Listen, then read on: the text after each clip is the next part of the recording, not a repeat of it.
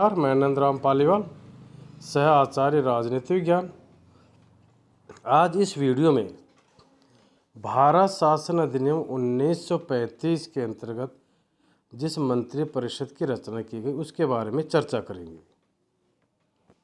1935 के अधिनियम के अनुसार यह व्यवस्था की गई कि राज्यपाल की सहायता के लिए एक मंत्रि परिषद होगी। वह राज्यपाल को विविध कार्यों में परामर्श तथा सहायता देगी। मंत्री कानूनी रूप से गवर्नर द्वारा नियुक्त किए जाते थे और उसी के द्वारा हटाए जा सकते थे, परंतु निर्देश पत्र के अनुसार राज्यपाल को मंत्री उसी व्यक्ति की सलाह से नियुक्त करने पड़ते थे जिसके पीछे विधानसभा में स्थायी बहुमत हो। यानी जिस व्यक्ति को विधानसभा में बहुमत हो उसी व्यक्ति की सलाह के अनुसार गवर्नर मंत्रियों की नियुक्ति करते थे। इसका कारण यह था कि प्रांतों में उत्तरदायी शासन स्थापित कर दिया गया था। जिस व्यक्ति के पीछे बहुमत होता था उसको गवर्नर मुख्यमंत्री नियुक्त कर देता था और उसी की सलाह से अन्य मंत्री नियुक्त किए जाते थे। जैसा कि पहले बताया जा चुका है, मंत्री अपने पदों पर तब तक ही रह सकते थे जब तक कि उनके पीछे विधानसभा में बहुमत हो। यदि किसी मंत्री के विरुद्ध अविश्वास प्रस्ताव विधानसभा द्वारा पास हो जाता था तो उसको अपना त्याग पत्र देना पड़ता था। इसके अतिरिक्त गवर्नर को भी मंत्रियों के हटाने का अधिकार था, परंतु अधिकांश गवर्नरों ने उत्तरदायी शासन को सुचारू रूप से चलाने के लिए अपने मंत्रियों को पद से नहीं हटाया जब तक उनके पीछे विधानसभा में बहुमत प्राप्त रहो। अब मंत्रियों की योग्यताएं और वेतन। 1935 के अधिनियम के अनुसार मंत्रियों के लिए कोई विशेष योग्यता नहीं रखी गई थी। उनके लिए केवल यह योग्यता रखी गई कि प्रांतीय विधानमंडल के दोनों में से किसी एक सदन का सदस्य मंत्रियों का अवश्य होना चाहिए। यानी दोनों सदनों में से किसी एक का भी सदस्य होगा तो मंत्री बनाया जा सकता है। यदि किसी ऐसे व्यक्ति को मंत्री बनाया जाता है जो विधानमंडल का सदस्य नहीं है तो उसे 6 महीने के अंदर अंदर विधानमंडल का सदस्य बनना पड़ेगा, अन्यथा उसको त्यागपत्र देना पड़ता था। 1935 के अधिनियम में मंत्रियों के वेतन निर्धारित नहीं किए गए, परंतु यह व्यवस्था की गई कि उनके वेतन प्रांतीय विधानमंडल द्वारा पास किए हुए एक एक्ट द्वारा निर्धारित कर दिए जाए।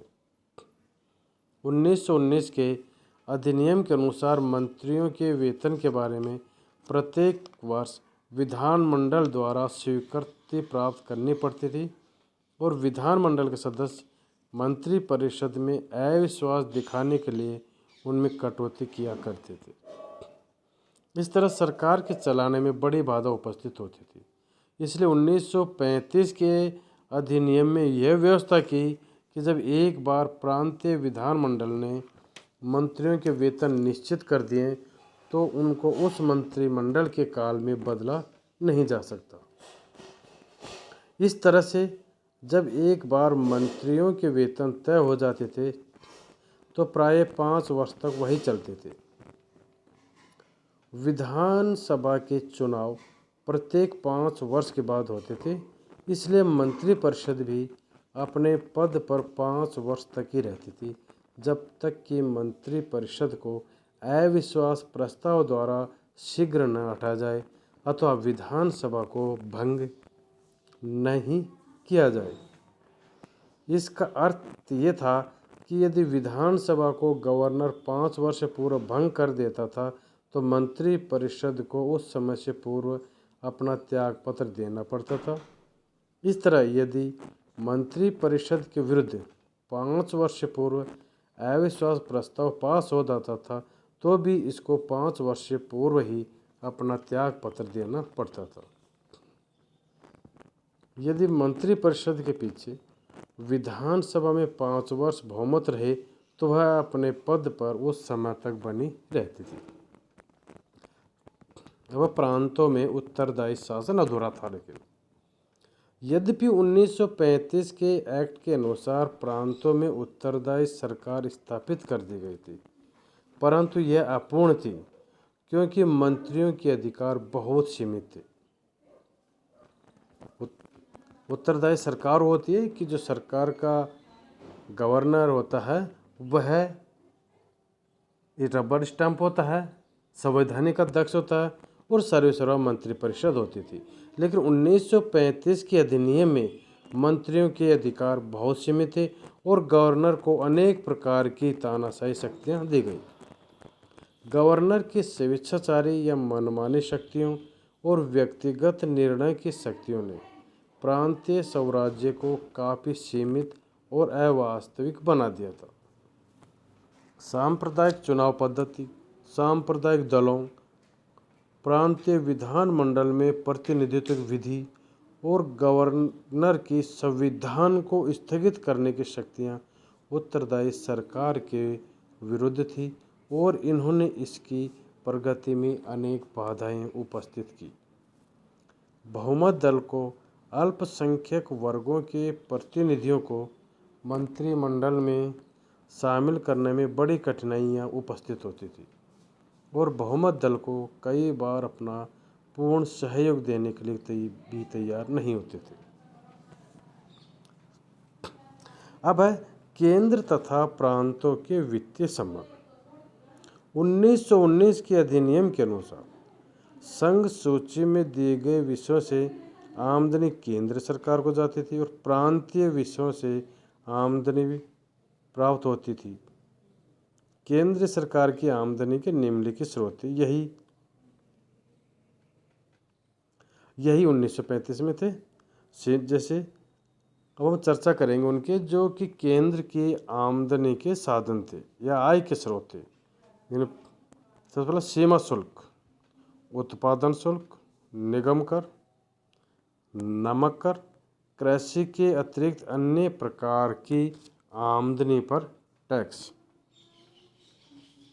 मुद्रांक शुल्क, पूंजी पर कर, रेल, समुद्र या वायु से ले जाई गई वस्तुओं या यात्रियों पर सीमा कर, रेल भाड़ों और वस्तु भाड़ों पर कर। तो ये थे केंद्र की आमदनी के साधन या आय के साधन।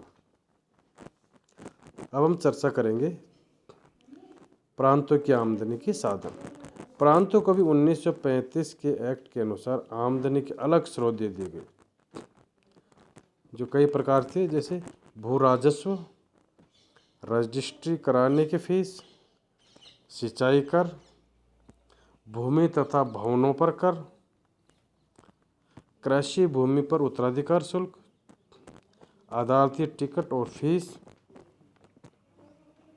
जंगल, इश्तिहार एडवर्टाइजमेंट, विज्ञापन, मनोविनोद कर, मनोरंजन कर, यानों पर कर। प्रांतों को केंद्र से कुछ सहायता के लिए अनुदान और आयकर में कुछ भाग मिलता था। नमक कर,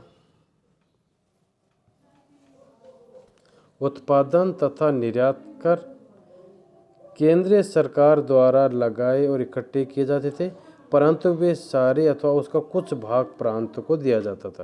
यानी नमक कर है उसका उत्पादन और निर्यात कर यह केंद्र की आमदनी के साधन थे, लेकिन केंद्र उसका कुछ भाग प्रांतों को देता था। निम्न कमेटी की सिफारिशों पर बंगाल, आसाम, बिहार और उड़ीसा को जूट निर्यात कर में केंद्र 62.5% भाग देता था। कृषि भूमि के अतिरिक्त अन्य प्रकार की भूमि के उत्तराधिकार से जो आमदनी केंद्रीय सरकार को होती थी उसका कुछ भाग भी प्रांतों को मिलता था। रेल भाड़ों और वस्तु भाड़ों पर कर इत्यादि से जो आमदनी केंद्र सरकार को होती थी उसका कुछ भाग भी प्रांतों को जाता था। तो इस प्रकार से भारत शासन अधिनियम द्वारा 1935 द्वारा मंत्रिपरिषद की रचना की जाती थी और केंद्र और प्रांतों के कुछ आय के स्रोत हैं जिनके बारे में अपन ने चर्चा की। लेकिन फिर भी हम ये कह सकते हैं कि जो 1935 के द्वारा प्रांतों में उत्तरदायी शासन लागू किया गया ये पूर्ण रूपेण सही नहीं था। ये शासन एक तरह से अधूरा था, क्योंकि गवर्नर एक संवैधानिक अध्यक्ष न होकर के उसको कई प्रकार की शक्तियाँ, मनमानी शक्तियाँ, व्यक्तिगत निर्णय की कई प्रकार की शक्तियाँ दी गई। धन्यवाद।